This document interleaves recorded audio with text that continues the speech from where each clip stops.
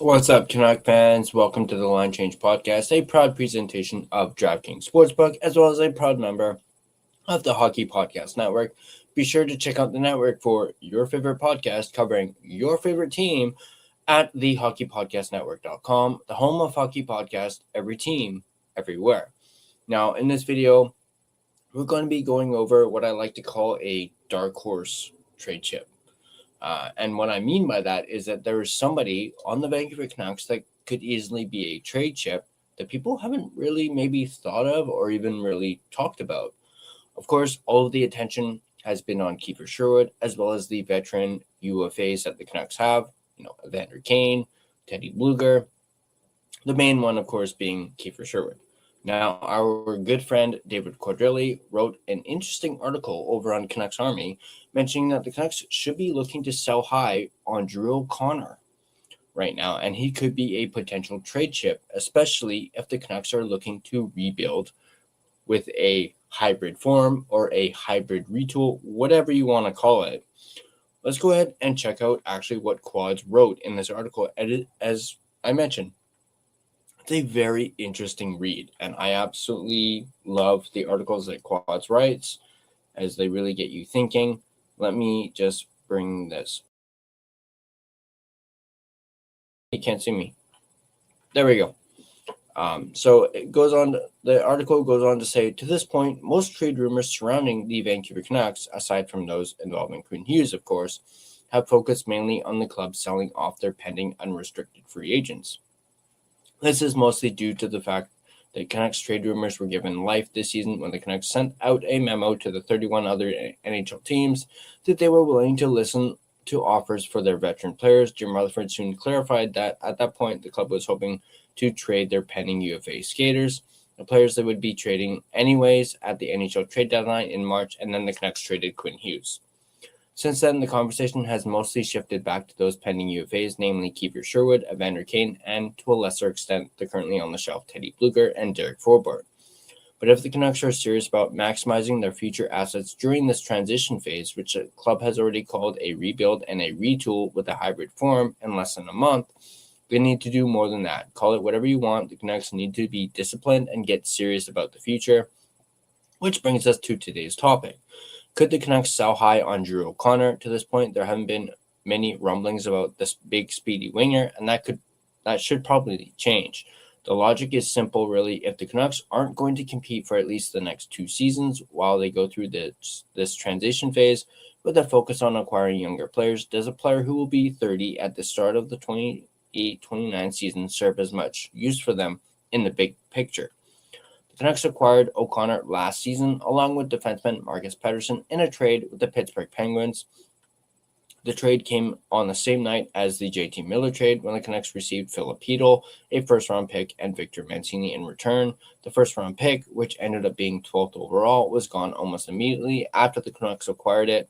At that point, they thought fixing up their blue line with Pettersson and adding some speed in O'Connor would help them get back to looking more like the team that won the Pacific Division in 23-24.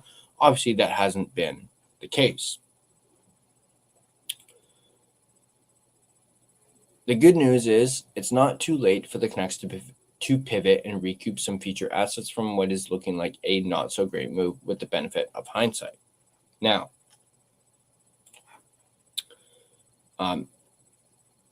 in this article, Quads does go over why Drew basically explains why Drew O'Connor is a valuable trade chip, as you just saw there. Don't worry, we're gonna dive right into that, and even proposes a team that the Canucks could trade him to and get some assets back in return. That, of course, the team in question is the Winnipeg Jets. Could they be willing to give up a second-round pick for O'Connor? Having done my research, it actually can't be a second-round pick because the Winnipeg Jets do not have either their 2026 or their 2027 second-round picks, but they do have a third-round pick in the 2026 draft as well as 2027. Let's actually pull up the Winnipeg Jets draft pick summaries right here.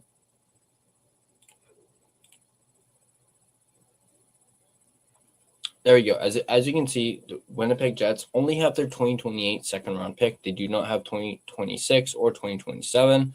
They have their 26 and 27 third round picks, as well as their 2028. They obviously have all three of their first round picks over the next 3 seasons. But right now, the Winnipeg Jets are predicted to draft first overall. So they're not gonna give up a first round pick for Drew O'Connor. And I just don't think Drew O'Connor is going to go for a first round pick. Not if the Canucks want a first round pick in exchange for Sherwood. They're most certainly not going to get one for Drew O'Connor.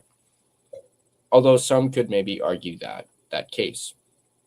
Now, there's a reason in our thumbnail that I included 2 other teams, that being the Utah Mammoth as well as the Chicago Blackhawks, because as I mentioned, I noticed that the Winnipeg Jets do not have their 2026 or 2027 second round picks, and that is ideally what I see Drew O'Connor going for if he were to be traded. So let's go ahead and take a look at the Chicago Blackhawks. As you can see here, they have 3 2026 second round picks to spare. Not to mention they have 2 of their 2027 second round picks. They also do have 2 first round picks in this upcoming year's draft. But so the Canucks could easily trade Drew O'Connor to the Chicago Blackhawks for one of those 3 2026 second round picks. It's a big reason why I picked the Blackhawks, because they have the assets that they probably wouldn't mind giving up in exchange for a speedy winger the like of Drew O'Connor.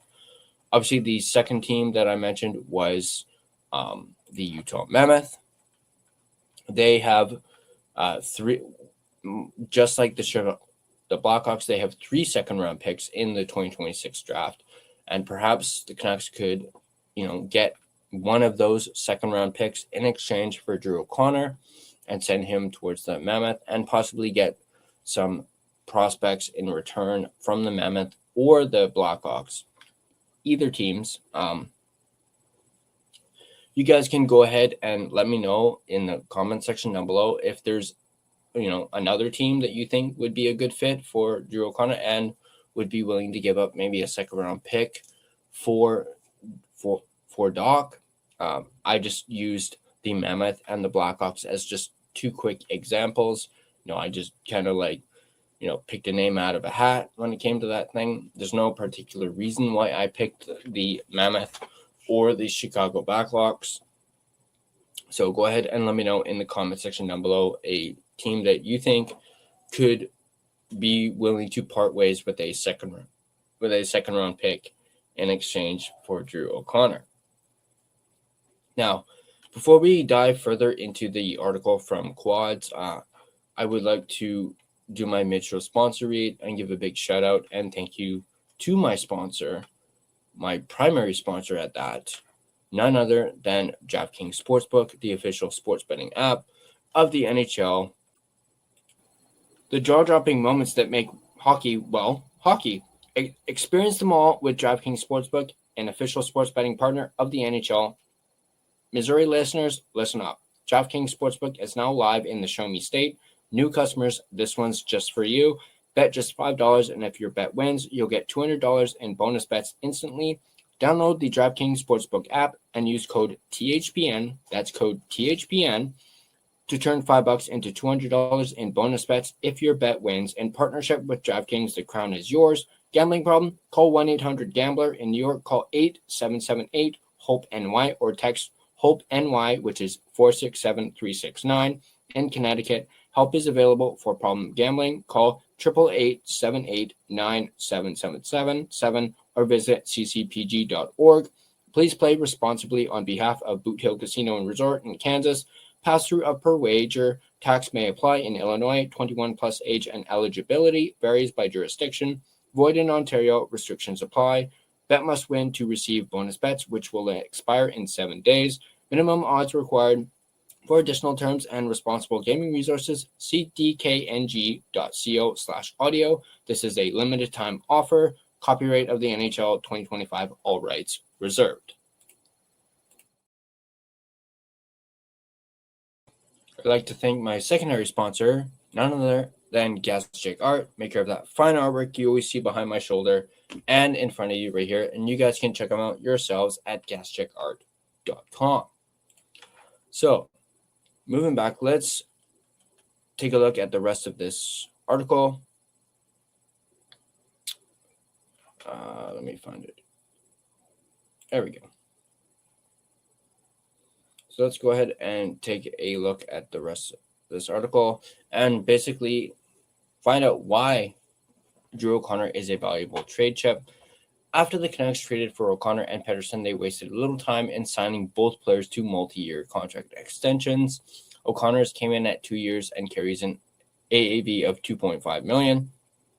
Theoretically, that should increase the number of teams willing to give up an asset or two for O'Connor. A playoff team that gets him for 2 playoff runs, and a team currently on the outside looking in, but with a clear desire to get better with both this season and next, could justify giving up assets because O'Connor isn't simply a rental.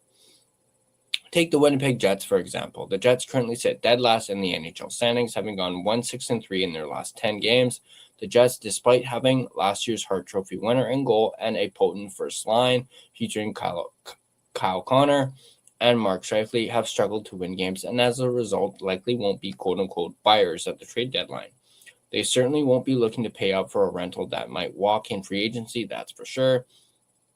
As my co-host on Canucks Conversation, Harman Dowell, pointed out recently, most of the Jets' problems stem from their bottom 3 forward lines. Most of all, they lack speed in the middle 6 and have struggled as a result. The Jets might view O'Connor as someone who can help them in that department, not only this season, but next season as well. And they're not the only team in that position either, which is good news for the Canucks because O'Connor has a 12-team no-trade list that could very possibly feature Winnipeg on it. We haven't even gotten to what O'Connor has been able to do this season. Through 39 games this season, the 6'4" speedy winger has registered 10 goals and 6 assists, which means he's on pace to set a new career high in both goals and points, 21 goals and 34 points. O'Connor has done this on a bad team, but it hasn't been due to him playing at the top of the lineup on said bad team. For a playoff team that gives them some degree of confidence that O'Connor's game will translate well to their third or fourth line, which is where he'd likely slot in on any team acquiring him. To put it simply, the Canucks need to look at O'Connor and ask themselves if he's going to be part of the next great Canucks team. And if the answer to that question is no, then they have to at least explore selling high on him and bringing back a future asset that could turn into a key part of the future. A second-round pick for O'Connor would be a great addition to the other picks the Canucks should be able to get back when they eventually trade Kiefer Sherwood and Evander Kane. As we've learned over the years, a retool/rebuild like this is about volume. Even if you hit on your first-round picks, like the Canucks did with Quinn Hughes and Elias Pettersson, you need even more than that to build a contender in today's NHL. Teams don't hit on every first or second round pick, but teams that don't load up on high picks lower their odds of doing so even further. It's imperative that the Canucks commit to the future and explore moves beyond simply moving out pending UFAs, and selling high on O'Connor is a great way to do just that. So there you go. There is Quad's take on the Vancouver Canucks using Drew O'Connor as a trade chip, trade piece. Perhaps it's not just all about trading Kiefer Sherwood or Evander Kane. It's also maybe trading a guy like Drew O'Connor when he's at a high, when he's playing well. Perhaps teams might be looking at a guy like Drew O'Connor, who, as we've mentioned, is 6'4". He's speedy, and hey, like I mentioned earlier, the Canucks won't be able to get a second-round pick from the Jets. Best they could do is probably a third-round pick. So maybe that, in a way, despite what Quad's mentioning about the Winnipeg Jets, and same thing with Harman, perhaps we'll actually talk to Harman about this whole thing tomorrow when we have Harman Dowell on the podcast. I'll ask him about it. Maybe we can dive more into this whole Drew O'Connor trade chip discussion in the that video tomorrow with Harman Dowell. But I wanted to do this because I thought it was an interesting topic. And obviously, people are only talking about Kiefer Sherwood, Evander Kane. They're not talking about another potential trade chip that the Canucks could possibly have. And hey, perhaps Drew O'Connor can fetch you a second-round pick. And, a lot of Canucks fans I'm seeing, want the Canucks to just accumulate draft picks, especially for this upcoming draft as many times as they possibly can in the 2026 draft. And then in a few years' time, perhaps the Vancouver Canucks could potentially be on their way to being a contending team. But I want to know what you guys think in the comment section down below. What do you guys think about Drew O'Connor being a potential trade piece for the Vancouver Canucks? Could you maybe perhaps see the Canucks trading Drew O'Connor and maybe, keeping Kiefer Sherwood? I know we just did that discussion on the Nuts Report. Hey, who knows? But Canucks could potentially trade Drew O'Connor. He does have value. Could fetch you a second-round pick from some of the teams that I mentioned, the Utah Mammoth, Chicago Blackhawks, Winnipeg Jets, if you were okay with a third-round pick, because, as we mentioned, the Jets do not have either of their second-round picks for the next 2 years in the draft. But go ahead, let me know about a team that you could possibly see the Canucks maybe making a deal with when it comes to Drew O'Connor. And do you guys even think Drew O'Connor should be traded? Should the Canucks sell high on Drew O'Connor? Let me know in the comment section down below. And as always, if you guys like this video, be sure to hit that like button. And if you want to stay up to date on all your Vancouver Canucks content, be sure to smash that subscribe button and turn on your notifications so you don't miss a single video. Go ahead and join our Discord. It's completely free. There's a link to it in the description down below. Go ahead and become a part of the discussion, and we can have further discussions about topics such as this on our official Discord. You can find and interact with us on social media, Facebook, Instagram, X, TikTok. We're everywhere. Go ahead and give us a follow on all of our social media platforms.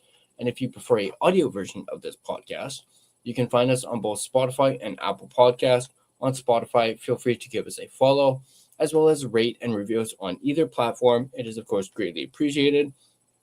And go ahead and download your favorite episode today on either platform. It obviously really helps out the podcast as well. So go ahead and do that. And as always, once again, let's go Canucks, and I'll catch you guys next time.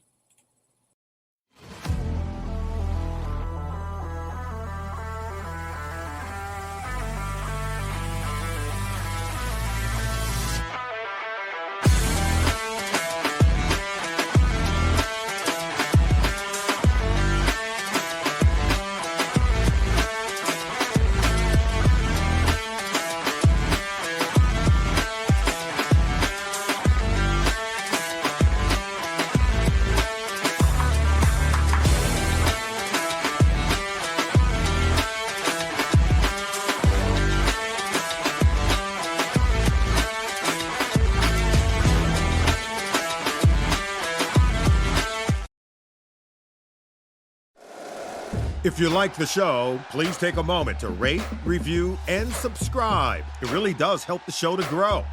Thank you for listening.